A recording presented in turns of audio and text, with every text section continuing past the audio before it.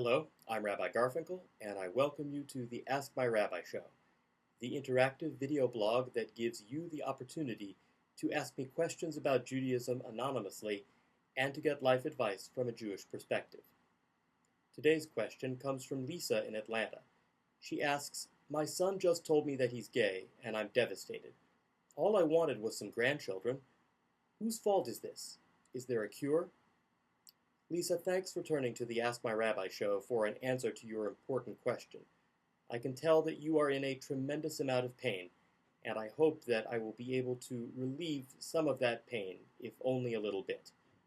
You are currently experiencing the 5 stages of grief, just as you would if someone you loved had died.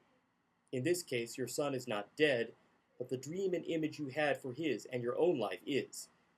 You wanted your son to get married to a nice Jewish girl so you could bounce a nice Jewish baby on your knee, and now you won't get to do that, at least not in the way you wanted to.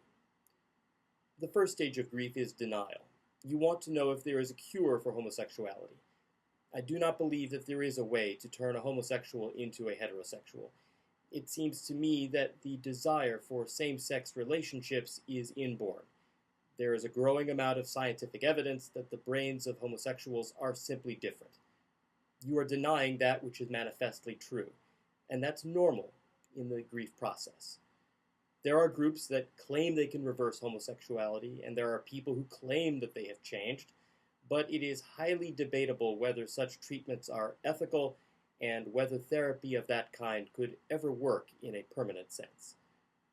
The second stage is anger, and from the message you sent me, I can tell that you are very angry. You ask, quote, "Is it my stupid schmuck of a husband's fault for not taking my son to ball games and letting him play with Barbies instead?" I understand your anger, and I want you to know that it too is a normal part of dealing with grief. Your son's homosexuality is not anyone's fault, not yours, not his, and not your husband's. Playing with Barbies instead of watching sporting events does not turn someone into a homosexual. As the Jewish tradition says, Gam ze ya'avor, this too shall pass. You will eventually come to terms with your son's sexual orientation if you want to maintain a relationship with him.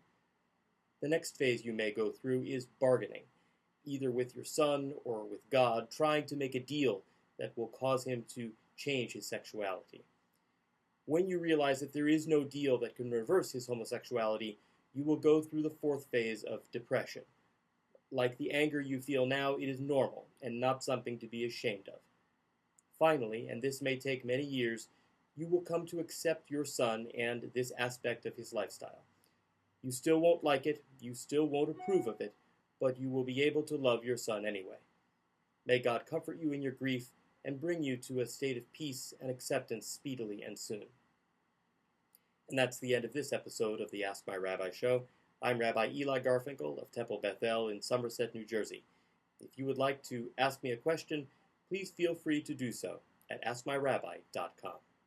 Shalom.